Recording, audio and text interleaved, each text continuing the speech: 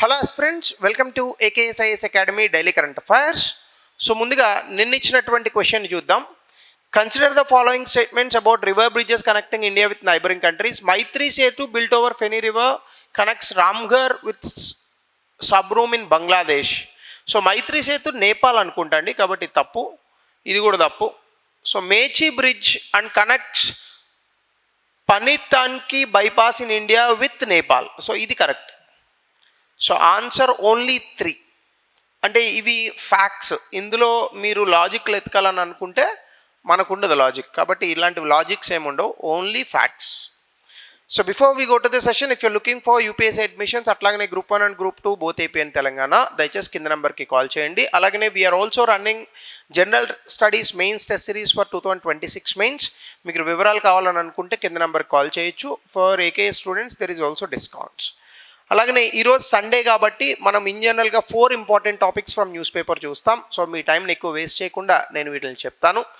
Topic 1, new geographical indication tagged tribal crops of Madhya Pradesh. మధ్యప్రదేశ్లో కొన్ని పంటలకు ఈ యొక్క జాగ్రఫికల్ ఇండికేషన్ అనేటటువంటి దాన్ని ఇచ్చారు. సో జాగ్రఫికల్ ఇండికేషన్ అంటే మీ అందరికీ తెలుసు, సాధారణంగా ఒక ప్రాంతంలో ఉన్నటువంటి పాపులర్ ఏవైనా గూడ్స్ ఆర్ ఎనీథింగ్ ఉంటే వీటికి మనం జాగ్రఫికల్ ఇండికేషన్ ఇస్తాం. సో 4 ట్రెడిషనల్ క్రాప్స్ ఆఫ్ మధ్యప్రదేశ్కి GI ట్యాగ్స్ వచ్చింది. ఆ 4 క్రాప్స్ ఏంటంటే సితాహి, కుట్కి. మనకి ఏంటి అని అడగండి, నాకు కూడా తెలియదు ఆబ్వియస్గా, ఎందుకంటే నాది మధ్యప్రదేశ్ కాదు కాబట్టి తెలియదు. సో సితాహి, కుట్కి సాధారణంగా ఇవి ఏంటంటే మిల్లెట్స్ అని అంటాం మనం, తృణధాన్యాలు ఆ మోడల్లో ఉంటాయి. అలాగే నాగ్దమన్ కుట్కి బైగని అర్హార్ దాల్, సింపుల్గా చెప్పాలంటే క్షత్రియా ధాన్. సో ఇవన్నీ కూడా బైగా ట్రైబ్ అని ఒక ట్రైబ్ ఉంది. ఈ బైగా ట్రైబ్ దిండోరి అనే ఒక ప్రాంతంలో పండిస్తారు. సో బేసికల్గా ఇక్కడ సితాహి అండ్ నగ్దామన్ కుట్కి ఈ 2 కనుక మీరు చూస్తే ఇవి సాధారణంగా మనం కూడా తినేటటువంటి తృణధాన్యాలు. మనకు ఉంటాయి కదా తృణధాన్యాలు, మీకు తెలిసే ఉంటాయి, అరికెలు, సామలు ఇట్లాంటివి. సో ఇందులో ఫైబర్ అద్భుతంగా ఉంటుంది, యాంటీ ఆక్సిడెంట్స్ ఉంటాయి మనకి, అలాగే మినరల్స్ ఉంటాయి ఎక్కువగా. ఇవి న్యాచురల్గా వాతావరణం ఇబ్బందుల్లో ఉన్నప్పటికీ కూడా పండుతాయి అన్నమాట. సో కాబట్టి అంత అద్భుతమైనటువంటి పౌషక పదార్థాలు కలిగినటువంటివి. అలాగనే బైగని అర్హార్ ట్రెడిషనల్గా ఇది ఆర్గానిక్ ట్రైబల్ మెథడ్స్, అంటే ఏ రకమైన రసాయనాలు వాడకుండా వీటిల్ని పండిస్తారు. చాలా అద్భుతమైనటువంటి ప్రోటీన్ ఉంటుందట. అలాగనే ఈ యొక్క దాల్ పప్పు చాలా స్వీట్గా ఉంటుందట తింటే, అంటే పంచదార వేయక్కర్లేదు బహుశా. అలాగే ఇది 5 నుంచి 6 నెలల్లోనే మనకి పండుతుంది. దాంతోపాటుగా కుకింగ్ టైం కూడా, అంటే దీనికి వండేటటువంటి సమయం కూడా చాలా తక్కువగానే పడుతుంది. సో ఇందులో కూడా fibre, iron, calcium, B complex సాధారణంగా మన బాడీకి చాలా రెగ్యులర్ ఇంటర్వెల్స్లో కావాల్సినటువంటి వైటమిన్స్ ఇవన్నీ. అలాగనే క్షత్రియా ధాన్ అంటే ఏంటంటే వెట్లాండ్స్ ఆఫ్ జబల్పూర్ దగ్గర ఉన్నటువంటి కాస్త నీరు ఎక్కువగా ఉన్నటువంటి ప్రాంతాల్లో ఇవి పండుతాయి. ఇది చాలా అద్భుతమైన వాసన వస్తుంది, అద్భుతమైన టేస్ట్ ఉంటుంది. సాధారణంగా ఇది రైస్ మీద మనకి బ్రాన్ లేయర్ అని ఉంటుంది. ఈ మధ్యకాలంలో కాస్త షుగర్ వ్యాధి అంటాం మనం, డయాబెటీస్, ఈ వచ్చినటువంటి వ్యక్తులకి ఎక్కువగా ముడి బియ్యం తినమంటున్నారు. అంటే ముడి బియ్యం అంటే ఏంటి, సాధారణంగా పైన పాలిష్ పెట్టకుండా ఈ బ్రాన్ లేయర్ ఉన్నటువంటి దాన్ని ముడి బియ్యం అని అంటాం. విటమిన్ B1 ఇందులో అద్భుతంగా ఉంటుంది, హెల్దీ ఫ్యాట్స్ ఉంటాయి. దీనివల్ల మనకి షుగర్ని ఇది చాలా కంట్రోల్లో ఉంటుంది. అలాగే డైజెస్టబుల్ ఎనర్జీ వస్తుంది దీనివల్ల. అలాగే ఎమినో యాసిడ్స్ కూడా వస్తాయి, మంచి ప్రోటీన్ ఆహారం కూడా ఇది, along with the carbohydrates. So ఈ 4టికి ఇప్పుడు జాగ్రఫికల్ ఇండికేషన్ ఇవ్వడం జరిగిందనమాట. ఇవి మనం గుర్తుపెట్టుకోవాలి. అలాగే ఇక రెండవది ఆస్పైర్ స్కీమ్. ఈ ఆస్పైర్ స్కీమ్ అనేటటువంటిది ఏంటంటే సృజనాత్మకతను పెంచడానికి, ముఖ్యంగా గ్రామీణ ప్రాంతాల్లో పరిశ్రమల అభివృద్ధి చేయడానికి, పారిశ్రామికవేత్తలను తీసుకురావడానికి ministry of micro, small and medium enterprises, సూక్ష్మ, చిన్న, మధ్య తరహా పరిశ్రమల మంత్రిత్వ శాఖ ఆధ్వర్యంలో వచ్చింది. సాధారణంగా దీని తాలూకా ముఖ్య ఉద్దేశం ఏంటంటే గ్రామీణ ప్రాంతాల్లో ఉపాధి అవకాశాల కల్పన, అలాగనే వ్యవసాయ ఆధారిత పరిశ్రమల్ని అభివృద్ధి చేయడం. ఇది దీని యొక్క ముఖ్య ఉద్దేశం. దీంట్లో కీ ఫీచర్స్ ఏంటంటే first of all incubation support అని అంటారు. అంటే సాధారణంగా ప్రతి వ్యక్తికి కూడా వ్యాపారం చేయడానికి ఏదో ఒక ఐడియా ఉంటుంది, కానీ ఐడియా ఉన్న ప్రతి వ్యక్తి వ్యాపారవేత్తగా మారలేరు. వ్యాపారం చేయాలంటే చాలా రకాల అంశాలను మనము పరిగణనలోకి తీసుకోవాల్సి ఉంటుంది. ఎంత ఇన్వెస్ట్మెంట్ అవుతుంది, ఎలాంటి వ్యక్తులను మనం రిక్రూట్ చేసుకోవాలి, మార్కెట్ ఎలా ఉంటుంది, దీనికి మార్కెటింగ్ ఎలా చేయాలి, ఇలా చాలా అంశాలు ఉంటాయి. ఇవన్నీ ఆ ఇంక్యుబేషన్ సపోర్ట్లో చెప్తారు. సో కాబట్టి ఆంట్రప్రినర్షిప్, పారిశ్రామికవేత్తల్ని ప్రమోట్ చేయడము, అలాగే లైవ్లీహుడ్ బిజినెస్ ఇంక్యుబేటర్స్ అంటే గ్రామీణ ప్రాంతాల్లో ఈ యొక్క ఉపాధి అవకాశాల కల్పనకు ఇలా ఆంట్రప్రినర్స్ని తయారు చేసేటటువంటి ఇంక్యుబేటర్స్ని తీసుకురావడము, అలాగే టెక్నాలజీ బిజినెస్ ఇంక్యుబేటర్స్ అంటే వ్యాపారాలు ఏదో సాధారణంగా పెట్టడం కాకుండా సాంకేతికతతో ఈ యొక్క వ్యాపారాలను అభివృద్ధి చేయడము, ముఖ్యంగా కొత్త కొత్త సృజనాత్మకతతో వచ్చేటటువంటి స్టార్టప్స్ లాంటివి.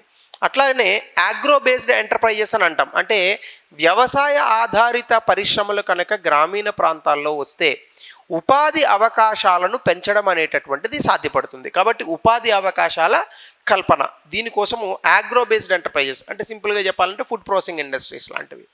సో ఇవన్నీ కూడా తీసుకురావాలనేది దీని యొక్క ముఖ్య ఉద్దేశం. కాబట్టి దీనికి మరి గ్రామీణ ప్రాంతాల్లో ఇంక్యుబేటర్స్ పెట్టాలి అంటే డబ్బులు అవుతాయి కదా. సో ఆ డబ్బులు ఇవ్వాలి.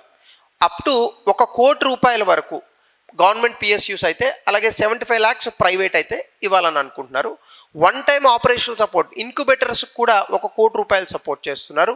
అలాగే సీడ్ క్యాపిటల్ అంటే స్టార్టప్స్ అసలు మొదలవ్వడానికి కొంత డబ్బు కావాలి, దాన్నే సీడ్ క్యాపిటల్ అని అంటాం. ఇవి ఇవ్వడం, అలాగే రిస్క్ ఫండింగ్, కొంత ఇబ్బందికరమైన పరిస్థితుల్లో ఉన్నప్పుడు కూడా ఫండింగ్ ఇవ్వడము. అలాగే ఎంటర్ప్రైజ్ క్లస్టర్స్ అంటే సింపుల్గా చెప్పాలంటే మార్కెట్ యాక్సెస్ కోసము ఉత్పాదకత పెంచడానికి ఈ యొక్క ఎంటర్ప్రైజ్ క్లస్టర్స్ని క్రియేట్ చేయడం, సమూహం. సో వీటన్నిటిలోని కూడా ఈ ఆస్పైర్ పథకాన్ని తీసుకొచ్చి గ్రామీణ ప్రాంతాల్లో ఉపాధి అవకాశాల కల్పన, అయితే వ్యవసాయేతర ఉపాధి అవకాశాల కల్పన చేయాలనేది దీని యొక్క ముఖ్య ఉద్దేశం. సో దీనికి ఎలిజిబిలిటీ కూడా ప్రభుత్వ సంస్థలు, పిఎస్యూలు, ప్రైవేట్ ఆర్గనైజేషన్స్ కూడా రావచ్చు. ఎంఎస్ఎంఈస్ విత్ ఈఎం రిజిస్ట్రేషన్ వాళ్ళు కూడా అవైల్ చేసుకోవచ్చు.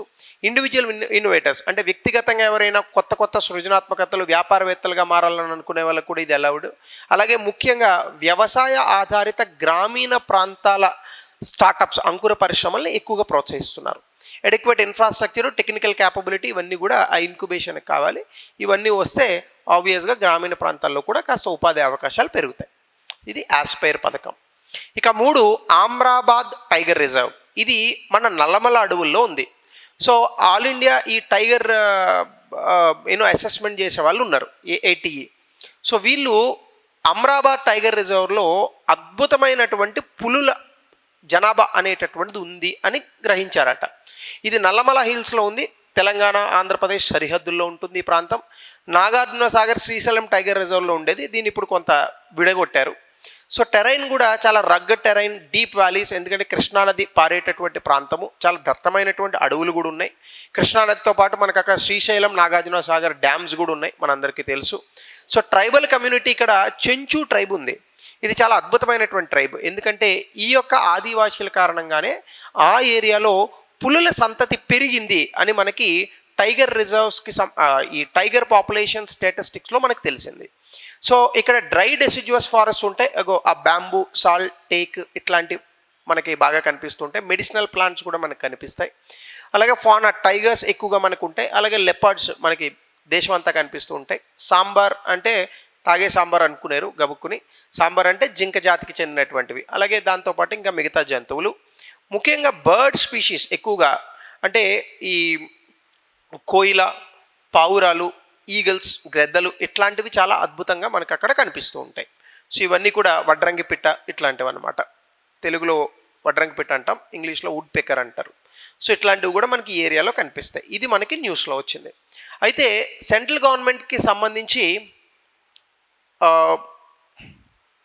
ఇది ఇట్స్ ఎ డిఫరెంట్ వన్.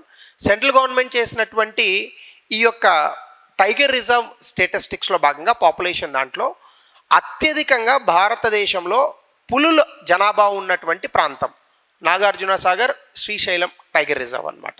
అందులో ఆమ్రాబాద్ టైగర్ రిజర్వ్లో మరీ ముఖ్యంగా ఉన్నాయి. ఇక లాస్ట్ టాపిక్ వచ్చేసి భారత్ ట్యాక్సీ. మీ అందరికీ ఉబర్ తెలుసు, ఓలా తెలుసు, ర్యాపిడో తెలుసు, కానీ ఇవన్నీ ప్రైవేట్ సంస్థలు పెట్టినటువంటి కంపెనీలు. అయితే ఇందులో డ్రైవర్లు కేవలం పనిచేసే వ్యక్తులుగా మాత్రమే ఉంటారు. అలా కాకుండా డ్రైవర్లే తమంతట తాముగా ఒక కొత్త కంపెనీని స్టార్ట్ చేశారు కోఆపరేటివ్ సొసైటీ మోడల్లో, అదే భారత్ ట్యాక్సీ. దీన్ని యూనియన్ హోమ్ మినిస్టర్ గుజరాత్లో లాంచ్ చేశారు. India's first cooperative led driver owned platform. అంటే ఉబర్ ఎవరో ప్రైవేట్ వ్యక్తులు, ప్రైవేట్ కంపెనీలు స్టార్ట్ చేశారు. ఇది అలా కాదు. డ్రైవర్లు ఎవరైతే ఉన్నారో వాళ్ళే ఈ యొక్క కోఆపరేటివ్ సొసైటీని ఓన్ చేసుకోవచ్చు. కావాలని అనుకుంటే డ్రైవర్లే షేర్లు కూడా కొనుక్కోవచ్చు. అంటే multi state cooperative societies act కింద దీన్ని సొసైటీగా రిజిస్ట్రేషన్ చేశారు. మినిస్ట్రీ ఆఫ్ కోఆపరేషన్ కిందకి వస్తుంది. ఇది developed by ministry of cooperation. డ్రైవర్స్ని ఇక్కడ సారథులుగా చూస్తారు, కేవలం సర్వీస్ ప్రొవైడర్స్గా కాదు. అంటే వాళ్ళు కూడా షేర్లను కొనుక్కోవచ్చు. సహకార్ ట్యాక్సీ కోఆపరేటివ్ లిమిటెడ్ దీన్ని డెవలప్ చేస్తోంది. మేజర్ కోఆపరేటివ్స్ చాలామంది, అమూల్ లాంటి వాళ్ళు, నఫేద్ ఇలాంటి వాళ్ళంతా కూడా, నబార్డ్ వీళ్ళంతా కూడా ఈ యొక్క భారత ట్యాక్సీకి హెల్ప్ చేస్తున్నారు. ఒకవేళ ఇది కనుక సక్సెస్ అయితే రాబోయే కాలంలో ఓలా, ఉబర్, ర్యాపిడో కన్నా కూడా డ్రైవర్ ట్యాక్సీ మనకి అతి తక్కువ ధరలో ఈ లాజిస్టిక్స్ అండ్ ట్రాన్స్పోర్ట్ని అందించగలిగే స్టార్టప్గా రాబోతోంది. బట్ కోఆపరేటివ్ సొసైటీస్లో భాగంగా డ్రైవర్ ఓనర్షిప్, డ్రైవర్లే షేర్లు కొనొచ్చు, అందులో మెంబర్స్ అవ్వచ్చు. కమిషన్స్ ఏముండవు, మొత్తం ఫేర్ అంతా కూడా డ్రైవర్స్కి వెళ్ళిపోతుంది. సర్జ్ ప్రైసింగ్స్, వర్షం పడినప్పుడు, డిమాండ్ పెరిగినప్పుడు ప్రైసులు పెరగడాలు ఏముండవు. అలాగే డిజిటల్ ఇంటిగ్రేషన్, డిజిలాకర్, ఉమాంగ్ ఈ యాప్స్ కూడా దీన్ని లింక్ చేస్తారట. అలాగనే government data protection, cyber security norms కూడా ఇందులో ఫుల్గా ఫాలో అవుతారు. ఈవెన్ డ్రైవర్స్ కూడా లోన్స్, ఇన్సూరెన్స్ ఇవన్నీ ఉంటాయి. అంటే వాళ్ళే తమ సొంత వాహనాలను కొనుక్కోవచ్చు. బిజినెస్ ఎక్స్పాన్షన్ కూడా సపోర్ట్ అవుతుంది. సో ఆ రకంగా ఈ యొక్క పర్టికులర్ కంపెనీని తీసుకురాబోతున్నారు. ఇదే కనుక జరిగితే డెఫినెట్గా భారతదేశంలో ఉబర్, ఓలా తాలూకా ఈ యొక్క అద్భుతమైన గ్రోత్ ఏదైతే ఉందో అది తగ్గొచ్చు, భారత ట్యాక్సీ పెరగచ్చు. కానీ ఇక్కడ ముఖ్యమైన అంశం టెక్నాలజీలో భాగంగా ఆ భారత ట్యాక్సీ యాప్ ఇబ్బంది పడకుండా, హ్యాంగ్ అవ్వకుండా రన్ అవ్వాలి. అది మోస్ట్ ఇంపార్టెంట్. మరి గవర్నమెంట్ అది చేయగలదా? ఇది పెద్ద క్వశ్చన్. సో దీనికి సంబంధించి ఒక ప్రశ్న, అలాగనే మెయిన్స్కి సంబంధించి ఒక ప్రశ్న కామెంట్ సెక్షన్లో వీలైతే రాయండి. అలాగనే ఇందాక చెప్పినట్టుగా ఒక చిన్న అనౌన్స్మెంట్. సో ఇది ఆదివారం 4 ఇంపార్టెంట్ టాపిక్స్. మళ్ళీ కొత్త టాపిక్తో రేపు కలుద్దాం. Thank you. Have a good